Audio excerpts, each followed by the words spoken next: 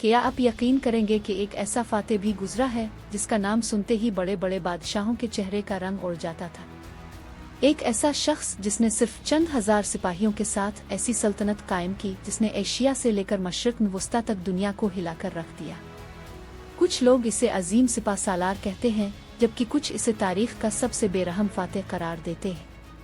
इस शख्स का नाम था तैमूर, जिसे दुनिया तैमरलेंग के नाम से जानती है। सन 1336 में मौजूदा उज़्बेकिस्तान के शहर किश, जिसे आज शहरन सब्ज कहा जाता है, में तैमूर की पैदाइश हुई। वो बरलास कबीले से ताल्लुक़ रखता था जो मंगोल और तर्क रवायात का हामिल था। अगरचे इसका ख़ानदान शाही नहीं था, लेकिन इसके अंदर बचपन ही से गैर मामूली क़ियादत और जंगी सलाहियतें मौजूद थीं। नौजवानी में तैमूर ने घुड़सवारी, तीर अंदाजी और तलवारबाजी में ऐसी महारत हासिल की कि लोग इसकी बहादुरी के किस्से सुनाने लगे। एक जंग के दौरान उसके पीर पर शदीद जख्म आया, जिसकी वजह से वो उम्र भर हल्का सा लंगड़ा कर चलता रहा। इसी वजह से इसे बाद में तैमूर लिंग कहा जाने लगा। लेकिन ये जिस्मानी कमजोरी उसके हौसले के सामने कभी रुकावट न बन सकी। इस दौर में वस्ती एशिया मुख्तलिफ कबाइल और छोटी रियासतों में तकसीम था। हर तरफ इक़्तिदार की जंग जारी थी। तैमूर ने इस इंतशार को अपने लिए मौका बनाया। इसने पहले ताकतवर कबाइल से इत्तेहाद किए, फिर मुनासिब वक्त आने पर अपने मुखालिफिन को एक एक करके शिकस्त देना शुरू कर दिया। तैमूर सिर्फ ताकत के जोर पर नहीं लड़ता था, बल्कि वो एक गैर मामूली जंगी हिकमत अमली रखने वाला कमांडर भी था। वो दुश्मन की कमजोरियों का महीनों तक मुताला करता, जासूस भेजता, रास्तों का जायजा लेता और फिर अचानक ऐसा हमला करता कि दुश्मन को संभलने का मौका ही ना मिलता। सिर्फ चंद बरसों में इसने समरकंद पर कब्जा कर लिया और इसे अपनी सल्तनत का दारुल हुकूमत बनाया। फिर इसने समरकंद को सिर्फ एक शहर नहीं बल्कि इल्म, तिजारत और फिन तामीर का मरकज बनाने का ख्वाब देखा। दुनिया भर के मेमार, कारीगर और हुनरमंद वहां लाए गए, जबकि दूसरी तरफ इसकी फौज मुसलसल नई फतूहात की तरफ बढ़ रही थी। लेकिन ये तो सिर्फ आगाज था। अब तैमूर की नजरें सिर्फ वस्ती एशिया पर नहीं बल्कि ईरान, अफगानिस्तान, इराक, शाम और हिंदुस्तान जैसी बड़ी सल्तनतों पर थीं। इसके हर नए हमले के साथ उसकी शोहरत भी बढ़ती जा रही थी और उसका खौफ भी। तैमूर ने वस्ती एशिया में अपनी ताकत मजबूत करने के बाद अपनी नजरें उन इलाकों की तरफ कर लें जहां दौलत भी थी और सियासी इंतशार भी। इसकी फौज अब पहले से कहीं ज्यादा मुनज़्ज़म और ताकतवर थी। लेकिन तैमूर सिर्फ जमीन फतह करने के लिए जंग नहीं करता था, वो दुश्मन के दिल में खौफ पैदा करने को भी अपनी जंगी हिकमत अमली का हिस्सा बनाता था। इसने खरासान, फारिस और इराक के कई इलाकों पर कब्जा किया। जहां एक तरफ इसकी फौजें मुसलसल आगे बढ़ रही थीं, वहीं समरकंद उसकी ताकत का मरकज बनता जा रहा था। हर फतह के बाद माल, गनीमत, कीमती अशिया और माहिर कारीगरों को समरकंद मुंतकिल किया जाता।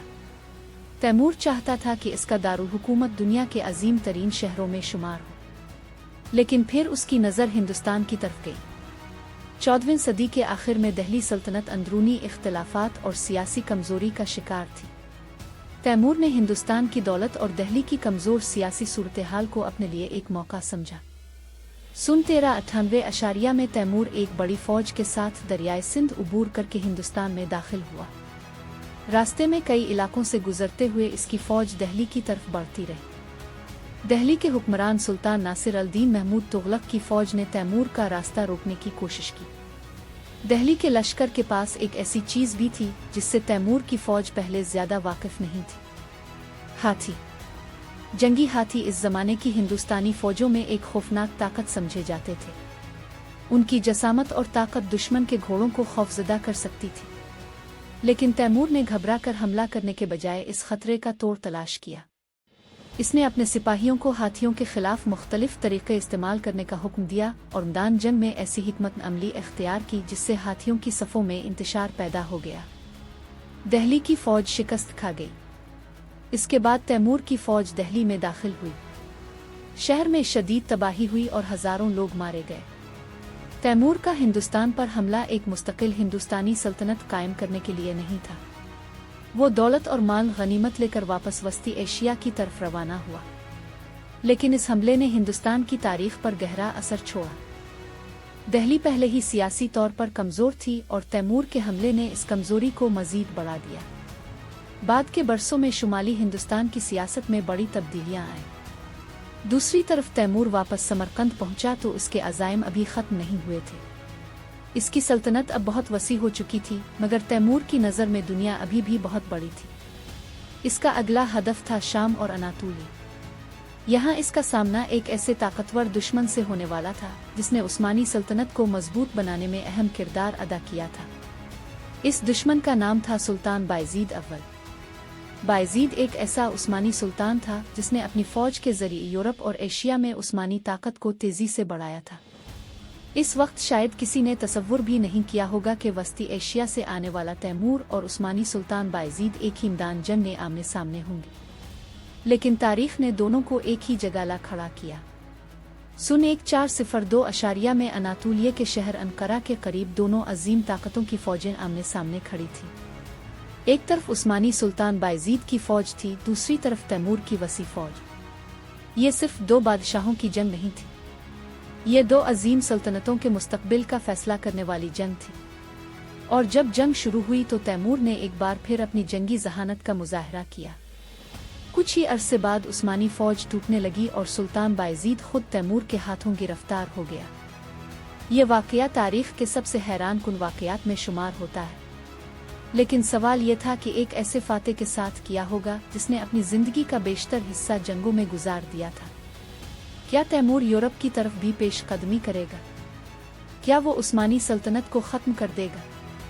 और सबसे अहम सवाल, आखिर वो कौन सी मुहिम थी जो तैमूर की जिंदगी की आखिरी मुहिम साबित हुई? ये कहानी अपने सबसे हैरान कुन मोड़ की तरफ बढ़ रही थी। अंकारा की फतह के बाद तैमूर की शोहरत अपनी इंतहा पर पहुंच चुकी थी।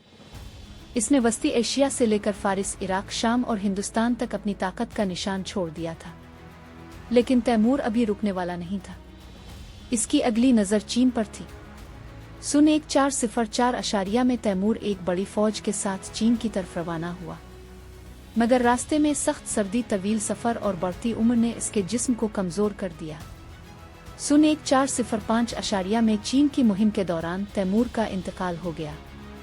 वो दुनिया फतह करने का ख्वाब लिए निकला था, लेकिन अपनी मंजिल तक पहुंचने से पहले ही दुनिया से रुखसत हो गया। इसके बाद उसकी अजीम सल्तनत ज़्यादा अरसा मुत्तहिद ना रह सकी, लेकिन तैमूर का नाम तारीख से कभी ख़त्म नहीं हुआ। इसने समरकंद को एक अजीम इल्मी और तामीराती मरकज़ बनाया और उसकी औलाद ने बाद में वस्ती एशिया से लेकर हिंदुस्तान तक अपनी हुकूमत कायम की। सदियों बाद इसी ख़ानदान का एक हुक्मरान ज़हीर अल-दीन बाबर हिंदुस्तान आया और मुग़ल सल्तनत की बुनियाद रखी।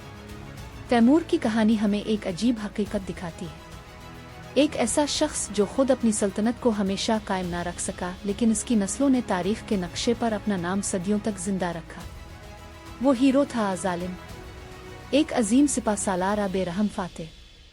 इसका फैसला तारीख आज भी पूरी तरह नहीं कर सकी, लेकिन एक बात यकीनी है, तैमूर लिंग का नाम तारीख के उन फातिहीन में हमेशा जिंदा रहेगा जिन्होंने अपनी तलवार से दुनिया का नक्शा बदल दिया। अगर आपको तारीख के ऐसे हैरान कुन वाकयात जानना पसंद हैं तो इन्फॉर्मेशन को अभी सब्सक्राइब करें, क्योंकि यहाँ हम आपके लिए दुनिया की तारीख के ऐसे राज और कहानियाँ लाते हैं जो शायद आपने पहले कभी ना सुनी हो। अगली वीडियो में फिर मुलाकात होगी, तब तक के लिए खुदा हाफिज।